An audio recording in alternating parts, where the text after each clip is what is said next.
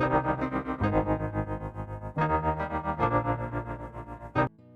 Friends, आज के हम इस वीडियो में जो है रचना की दृष्टि से वाक्य कितने प्रकार के होते हैं हम ये पढ़ेंगे। इससे पहले वाली वीडियो में मैं जो है आपको अर्थ की दृष्टि से और वाच्य की दृष्टि से बता चुकी हूँ। तो अब हम पढ़ेंगे हमारा थर्ड जो है रचना की दृष्टि से वाक्य कितने प्रकार के हैं। तो वाक्य 3 प्रकार के होते हैं रचना की दृष्टि से। पहला होता है सरल या साधारण वाक्य, दूसरा होता है संयुक्त वाक्य और तीसरा होता है मिश्र वाक्य। तो हो सकता है पेपर में क्वेश्चन आ जाए आपसे 3 नंबर में या 2 नंबर में कि रचना की दृष्टि से वाक्य कितने प्रकार के होते हैं, या वाक्य से रिलेटेड कोई भी क्वेश्चन आ सकता है, ऑब्जेक्टिव भी आ सकता है। तो आपको नाम से समझ में आ रहा होगा रचना की दृष्टि से, यानी आपने अलग अलग वाक्यों की क्या की है, रचना की है। तो उन रचनाओं से करके आपने क्या बनाया, वाक्य बनाए। तो इसलिए इन्हें क्या कहते हैं, रचना की दृष्टि से। आप ऐसे समझ सकते हो। तो हालांकि आपको ये याद रखना है कि रचना की दृष्टि से वाक्य 3 प्रकार के, सरल, संयुक्त और मिश्र। तो पहला बात करते हैं सरल वाक्य। सरल वाक्य किसे कहते हैं, आपको नाम से ही समझ में आ रहा होगा, जो एकदम सिंपल हो, यानी जिसमें हम अपनी बात जो है बहुत ही आसान तरीके में बोले, वो क्या होता है, सरल वाक्य या साधारण वाक्य। तो यहाँ पे क्या लिखा है कि साधारण वाक्य उन वाक्यों को कहते हैं जिसमें केवल एक ही क्रिया या कर्ता होता है। दूसरे शब्दों में जिन वाक्यों में केवल एक ही उद्देश्य और एक ही विधेय होता है, उन्हें हम क्या कहते हैं, सरल वाक्य, साधारण वाक्य। तो अच्छे से समझिएगा, जिसमें क्या एक क्रिया यानी कोई एक ही काम हो रहा हो और एक ही कर्ता हो, यानी उस काम को करने वाला भी एक ही हो। तो अगर ऐसी बात वहाँ हो रही है तो वहाँ क्या होता है, सरल वाक्य। तो दूसरे शब्दों में भी यही बोल रहे हैं कि जिन वाक्यों में एक उद्देश्य होता है और एक विधेय, यानी एक ही उद्देश्य और एक ही विधेय होता है, तो वहाँ पे क्या होता है, सरल वाक्य होता है। किसी वाक्य में एक सब्जेक्ट और ऑब्जेक्ट है तो वो कौन सा वाक्य, सरल वाक्य है। तो ये बहुत ही सिंपल है। तो इसके उदाहरण देख लेते हैं। तो पहला क्या बोल रहा है, राम जाता है, और दूसरा बोल रहा है लोग घूम रहे हैं। अब आपको देखते ही समझ में आ रहा होगा कि ये बहुत ही सिंपल बात कही गई है यहाँ पे। तो यहाँ पे क्या है, एक ही ऑब्जेक्ट और एक ही विधेय। दूसरे वाले में भी क्या है, एक ही ऑब्जेक्ट और एक ही विधेय है। लेकिन अगर यहाँ पे ऐसा होता कि राम जाता है और वहाँ घूम नहीं पाता है, और भी आ जाता और वहाँ घूम नहीं पाता है, तो ये सरल वाक्य नहीं होता। ऐसे नीचे वाले में क्या लिखा है, लोग घूम रहे हैं, और क्या जुड़ जाता कि और जो है वहाँ मज़े कर रहे हैं। अगर इस तरीके से भी आ जाता तो भी ये क्या होता है, एक सरल वाक्य नहीं होता। तो सरल वाक्य में बहुत ही सिंपल तरीके से बात बोली जाती है, यानी एक ऑब्जेक्ट और एक सब्जेक्ट रहता है। अगर एक से ज़्यादा हो जाते हैं तो वो जो है सरल वाक्य फिर नहीं कहलाता है। तो बढ़ते हैं हमारे सेकंड की तरफ। सेकंड वाला क्या है, संयुक्त वाक्य। तो आपको नाम से समझ में आ रहा होगा कि जिसमें जो है एक वाक्य के साथ जो है दूसरा वाक्य भी जुड़ जाए और मिलके दोनों क्या बन जाए, एक संयुक्त वाक्य। यानी एक के बाद दूसरा वाक्य भी, तो वो क्या होता है, संयुक्त वाक्य होता है। यानी वो अकेला नहीं है, उसके साथ एक और वाक्य जुड़ गया है तो और वो बड़ा बन गया है, तो वो क्या होता है, संयुक्त वाक्य। तो अब इसकी जो है डेफिनेशन और अच्छे से देख लेते हैं। दो अथवा दो से अधिक साधारण वाक्य जब समानाधिकरण समुच्चय बोधकों जैसे पर, किंतु और आदि से जुड़े होते हैं तो वे संयुक्त वाक्य कहलाते हैं। तो दो अथवा क्यों बोला, क्योंकि इसमें जो है एक वाक्य नहीं रहता, एक से ज़्यादा रहते हैं, यानी दो तो रहेंगे और उससे ज़्यादा भी हो सकते हैं। तो ऐसे जो दो या दो से अधिक जो साधारण वाक्य होते हैं, यानी जो साधारण वाक्य होते हैं उनको जोड़ जोड़ कर जो वाक्य बनते हैं, उनको क्या कहते हैं, संयुक्त वाक्य। लेकिन उन वाक्यों को जोड़ने के लिए क्या करना पड़ता है, पर, किंतु और आदि हम जो बीच में लगाते हैं, तो उनसे क्या है, दो सरल वाक्य जुड़ जाते हैं और जुड़ के क्या बनते हैं, संयुक्त वाक्य बनते हैं। तो बस आपको इतना याद रखना है कि दो सरल वाक्य, उनके बीच में अगर हम पर, किंतु और या इसलिए कुछ भी लगा दिए तो उससे क्या दो वाक्य जुड़ जाते हैं, तो उन्हें क्या कहते हैं, संयुक्त वाक्य कहते हैं। इस उदाहरण से और समझ लेते हैं। मुझे कुछ सामान लाना था इसलिए मैं बाजार गई। तो आपको देखते ही थोड़ा समझ में आ रहा होगा कि पहला क्या है, मुझे कुछ सामान लाना था। इस बीच में किससे जोड़ दिया हमने, समुच्चय बोधकों से जोड़ दिया है, इसलिए क्या है, समुच्चय बोधक है।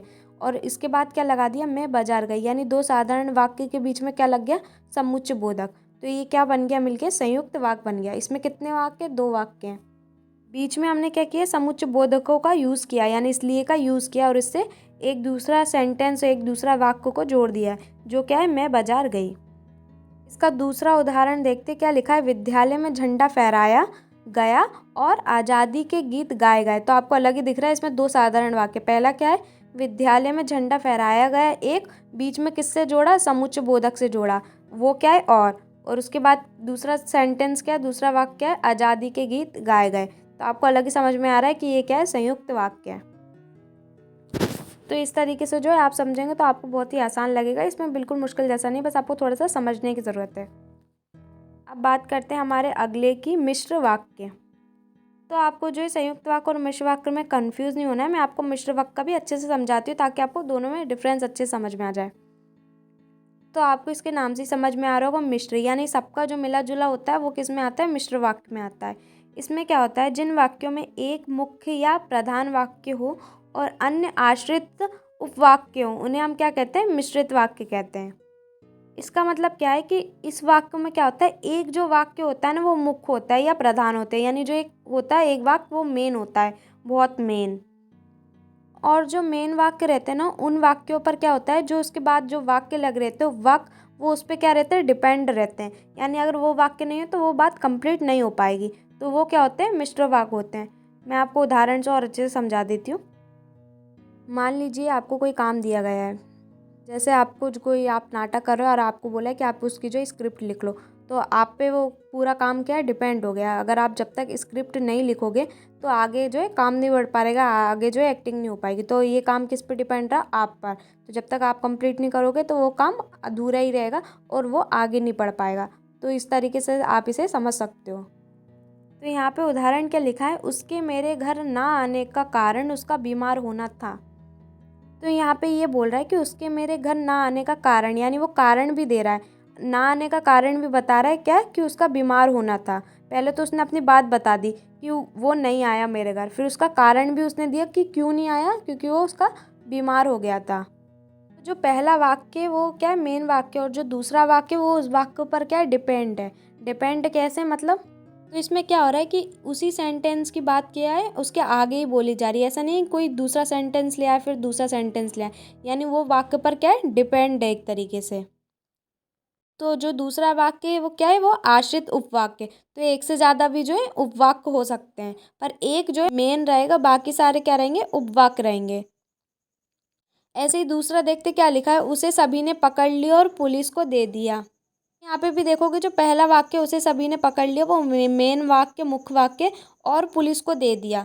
यानी जो इसके बाद बता रहे, पकड़ के क्या किया, पुलिस को दे दिया। अगर उसे पकड़ते ही नहीं तो पुलिस को कैसे देते। तो एक वाक्य दूसरे वाक्य पर क्या है, डिपेंड है। तो पहला मेन है और दूसरा क्या है, आश्रित उपवाक्य है। तो आप देखोगे उसी से रिलेटेड जो है आगे की बात कही जा रही, बाकियों में ऐसा नहीं था, एक है फिर दूसरा है, इस तरीके से। अब आप बोलोगे कि यहाँ पे जो और लगा है, मतलब ये संयुक्त वाक्य इसलिए नहीं है क्योंकि यहाँ पे आप देखो उसके आगे की बात बोल रहे हैं, अगर पकड़ते ही नहीं तो कैसे पुलिस को देते हैं। तो इसमें क्या है, मिश्र वाक्य, इसलिए क्या है, संयुक्त वाक्य नहीं है। संयुक्त वाक्य में क्या होता है, दो साधारण वाक्य रहते हैं और उसके बीच में जो लगता है उसे हम क्या कहते हैं, संयुक्त वाक्य, यानी समुच्चय बोधक लगता है, फिर जो बनता है वो वाक्य वो संयुक्त वाक्य कहलाता है। तो इस तरीके से क्या है, आप तीनों में डिफरेंस समझ सकते हो। पहले में एकदम बहुत सिंपल तरीके से बोलते हैं जिसमें एक विधेय और एक उद्देश्य होता है। दूसरे में क्या होता है, दो साधारण वाक्य जो हैं, यानी दो या दो से अधिक। एक साधारण वाक्य तो वो क्या है, सरल में, लेकिन दो या दो से अधिक है तो वो किस में, संयुक्त में। और मिश्र वाक्य में क्या होता है, संयुक्त भी आ जाता है और सरल भी आ जाता है, दोनों का मिला जुला जो क्या रहता है वो मिश्र में आ जाता है। जैसे यहाँ पे बीच में और भी आ गया तो जो है संयुक्त वाक्य भी आ जाता है। जैसे संयुक्त वाक्य में क्या होता है, दो साधारण होते तो दो साधारण वाक्य भी आ जाएंगे, एक मेन वाक्य भी आ जाएगा उसके साथ ही। इस तरीके से जो आ जाते हैं तो वो क्या होता है, मिश्र वाक्य में हो जाते हैं। यानी मिश्र वाक्य में जो है दोनों का मिला जुला आता है। जैसे यहाँ पे अपने सेकंड वाले एग्जाम्पल देखा, उसमें मिला जुला है, फर्स्ट में भी ऐसे ही मिला जुला है। यानी एक जो उपवाक्य क्या होता है, एक साधारण वाक्य होता है। यानी होता तो वो साधारण वाक्य पर वो उस वाक्य पे क्या रहता है, डिपेंड रहता है। तो इस तरीके से क्या होता है, मिश्र वाक्य में होता है। तो उम्मीद करती हूँ आपको जो ये तीनों वाक्य बहुत ही अच्छे से समझ में आ गए होंगे। तो हमारे वाक्य के भेद जो है पूरे कंप्लीट हो चुके हैं और उम्मीद करती हूँ कि आपको जो ये सब अच्छे से समझ में आ गया होगा। तो हमारे तीनों वाक्य के भेद कंप्लीट हो गए हैं, चाहे वाच्य की दृष्टि से हो, अर्थ की दृष्टि से और रचना की दृष्टि से। वाच्य की दृष्टि में 3 होते हैं, अर्थ की दृष्टि में 8 होते हैं और रचना की दृष्टि में 3 होते हैं। ये आपको अच्छे से याद रखना, हो सकता है ऑब्जेक्टिव में आपसे पूछ लें। तो इसी के साथ मिलता है नेक्स्ट वीडियो में। Thanks for watching.